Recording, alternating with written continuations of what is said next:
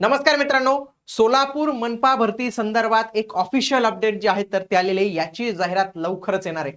आता तुम्ही म्हणाल की सर तुम्ही मागे पण अशाच पद्धतीचा एक व्हिडिओ बनवला होता ज्याच्यामध्ये जाहिरात येणार असं सांगितलेलं होतं.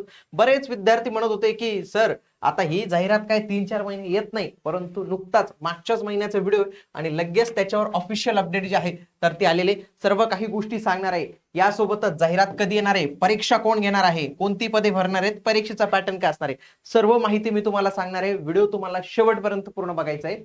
बघा, त्यांचं अधिकृत परिपत्रक जे आहे तर ते आलेले बघा 5 ऑगस्ट 2026 ला अधिकृत परिपत्रक आलेले आहे. प्रति आयुक्त सोलापूर महानगरपालिका महाराष्ट्र शासनाच्या नगर विकास विभागाकडून आलेले. नगर विकास विभाग का? कारण की तो सगळं मनपाचा प्रशासन करतो आणि लक्षात ठेवा मनपामध्ये पदभरती करायची असेल तर यांची मंजुरी आवश्यक असते. तर यांची मंजुरी सध्या भेटलेली आहे. विषय नामनिर्देशनाची पदं म्हणजे जी आपली सरसेवेची पदं आहेत, जी सरकारी नोकरीची पदं आहेत ती भरण्यासाठी आस्थापना खर्चाची अट शिथिल करून देण्याबाबत, कारण की यांची आस्थापना खर्चाची अट जी आहे तर ती होती.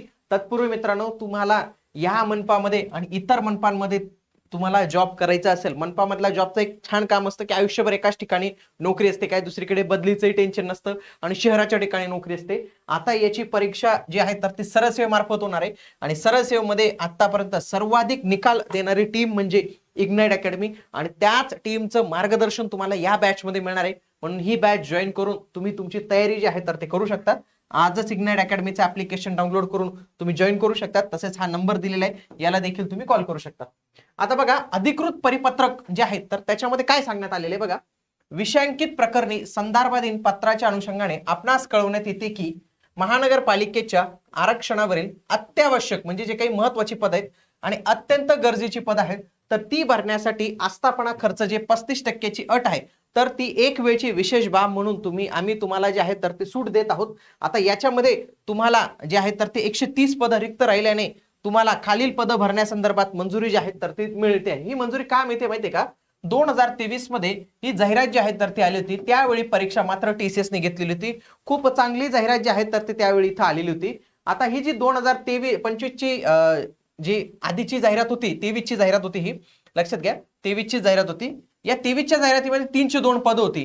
पण नंतरच्या काळात काय झालं, 23 मध्ये खूप साऱ्या तलाठी होती, झेडपी होती, चांगली चांगली पद होती एकदम. मग यांनी काय केलं माहितीये का, बरेच उमेदवार नोकरीला लागले, नोकरी सोडून टाकले. 157 उमेदवारांनी राजीनामा दिला आणि सध्या त्याच्यातील फक्त 145 लोक जे आहेत तर ते राहिले आहेत. मग आता मनपाने आधीच 157 पदांचा प्रस्ताव जो आहे तर तो पाठवला होता. त्याच्यापैकी 130 पदं जी आहेत तर ती आता नगर विकास विभागाने मंजूर करून दिलेली आहेत आणि ही भरण्यासंदर्भात आता प्रोसेस जी आहे तर ती सुरू होणार आहे. यापूर्वी ही परीक्षा TCS कंपनीकडून घेण्यात आली होती, मात्र आता ती IBPS कंपनी मार्फत होणार आहे. आता हे याच्यामध्ये म्हटलेले, परंतु जर आता जर हे परिपत्रक पाहिलं त्याच्यामध्ये त्यांनी अजून काही ठरवलेलं नाही TCS कडून घ्यायचं का IBPS कडून घ्यायचं.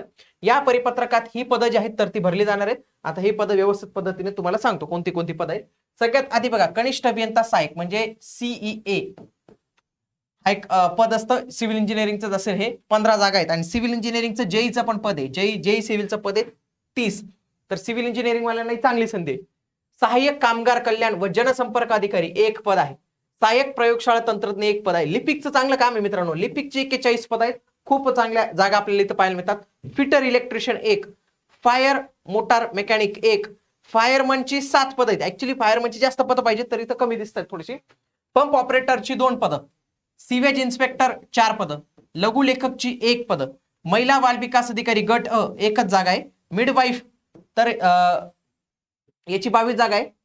पाईप फिटरच्या 2 जागा आहेत आणि कनिष्ठ अभियंता इलेक्ट्रिकलच्या 1 जागा आहेत. तर अशा या 130 जागांचं वर्गीकरण असणार आहे.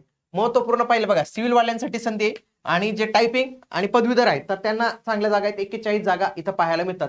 एकूण या महानगरपालिकेत जर तुम्ही पाहिले तर 1296 पद रिक्त आहेत. म्हणजे तुम्ही इमॅजिन पण नाही करू शकत एवढे पद रिक्त आहेत. त्याच्यापैकी फक्त 130च पदं सध्या भरण्याची मान्यता जी आहे तर ती यांना इथं मिळालेली आहे. महत्वाचं म्हणजे ही परीक्षा ऑनलाईन पद्धतीने होणार आहे, MPSC कडे होणार नाही. ही MPSCच्या कक्षेच्या बाहेर आहे आणि याच्यासाठी ही परीक्षा आयदर TCS किंवा IBPS यांच्याकडून जी आहे तर ती होऊ शकते. मागील वेळी 2023 मध्ये ही परीक्षा TCS ने घेतलेली होती आणि यावेळी जे आहेत तर ते चान्सेस IBPS चे जास्त आहेत, पण तरी पण ते काय अजून ठरलेलं नाही आहे. TCS किंवा IBPS दोघांपैकी कोणतीही एक कंपनी घेऊ शकते.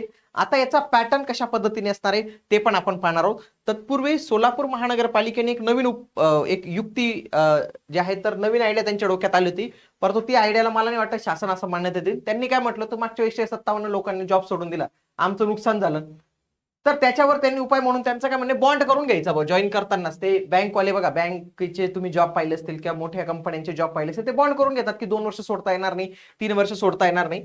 तर हा अशा पद्धतीचा बॉन्ड मला नाही वाटत तो काही सक्सेसफुल, कारण की भारतात मनपा वगैरेला मला नाही वाटत ते शासन मंजुरी भेटेल. बघा परीक्षा कशी होणार आहे, परीक्षा ऑनलाईन पद्धतीची होणार आहे, कम्प्युटर बेस्ड टेस्ट होणार आहे. MCQ असणार आहे 4 किंवा 5. IBPS कडे गेले तर 5 पर्याय, TCS कडे गेले तर 4 पर्याय. नकारात्मक गुणपद्धती शेवटी नसतेच आणि 120 मिनिटं वेळ असतो, 2 तास खूप चांगला वेळ तुम्हाला मिळतो. 4 महत्वाचे विषय तुम्हाला अभ्यासायचे राहतात. त्याच्यामध्ये बघा मराठी भाषा असते, 25 प्रश्न 50 गुणांसाठी, हा 12वी लेवलचा दर्जा असतो मराठी भाषेला.